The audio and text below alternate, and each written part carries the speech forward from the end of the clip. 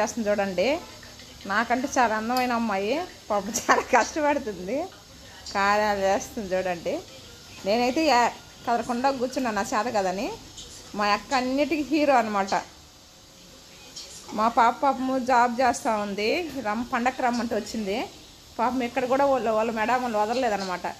మే ఇటు చూడు రమ్య, ల్యాప్టాప్ కూడా సాటిని పెట్టుకున్నావా, అట్ట మలుకున్నావా?